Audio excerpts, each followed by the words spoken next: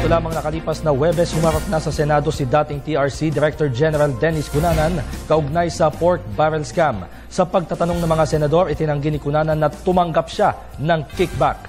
Balikan natin ang report na yan mula sa aming kasamang si Bianca Piedad. Humarap muli si dating Technology Resource Center Head Dennis Cunanan sa Senate Blue Ribbon Committee, hindi bilang respondent, kundi bilang testigo sa ikasyam na pagdinig na Senado sa multibilyong pork barrel scam. Unang nagtanong si Senator Francis Escudero na inuna ang sinumpaang salaysay ni Cunanan na wala itong tinanggap na anuman mula sa Priority Development Assistance Fund o PDAF ng mga mambabatas, taliwas sa affidavit ng whistleblower na si Ben Herluy. Kung may natanggap po ako, hindi siguro ako magbe-verify, magbabalidate ng mga dokumento. Pangalawa, kung may natanggap po ako, siguro ako pa mismo ang magmamadali para maproseso ang mga dokumento. At ang kaduluduluhan po nun, Your Honor, kung ako accomplished dun sa mga issues na nangyayari, bakit na ang naging head of agency, pina-verify ko uli itong mga NGOs na to the extent na inabutan po na na-blacklist ko yung mga yan. Base sa salaysay ni Luy, nagpunta mismo si Cunanan sa opisina ng itinuturong utak ng pork barrel scam na si Janet Lim Napoles sa Discovery Suites at binigyan ng 960,000 pesos si Cunanan. Kinwestiyon din ni Senador Escudero si Justice Secretary Leila de Lima sa pagtutol nito na ilipat sa regular na bilangguan si Napoles. Ma'am, hindi niyo ba naisip na pag nilagay niyo siya sa regular na kulungan, baka mas madali na umamin siya?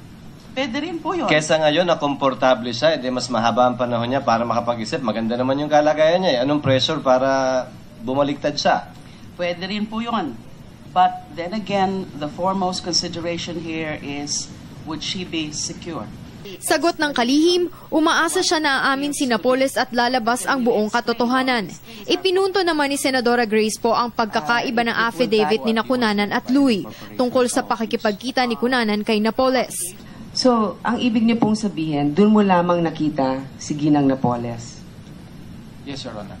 So, dito sa pagkakataon na ito, kontra na naman sa sinabi ng ating unang witness na ikaw ay nagpunta doon sa opisina mismo ni Jenny Napoles. Tama ba? Kontra ba ito? Hindi po, Your Honor. Matapos ito ay binigyang daan ang pagtatanong ni Senadora Miriam Defensor Santiago kay Cunanan.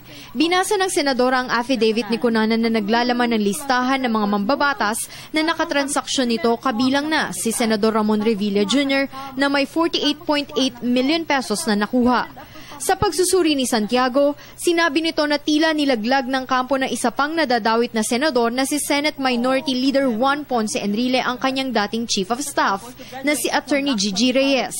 Kaya hinamon nito ang abogado. Attorney Gigi, return the money that Enrile stole because I'm sure that Attorney Gigi is in charge of the safekeeping of these illegitimate funds which need to be laundered abroad. And then turn the tables on really by coming home and turning it a state witness. Matapos naman ang pagtatanong ni Senador Bam Aquino, Coco Pimentel, Nancy Binay at Cynthia Villar, binasa na ni Senate Blue Ribbon Chair Teofisto Gingoña III ang ipinadalang 21 katanungan ni Senador para kay Cunanan. Kabilang dito ang pagpasok ni Cunanan sa Witness Protection Program, mga tawag sa telepono, mga ari-arian at panunungkulan ni Cunanan sa Commission on Higher Education at University of the Philippines Student Regent.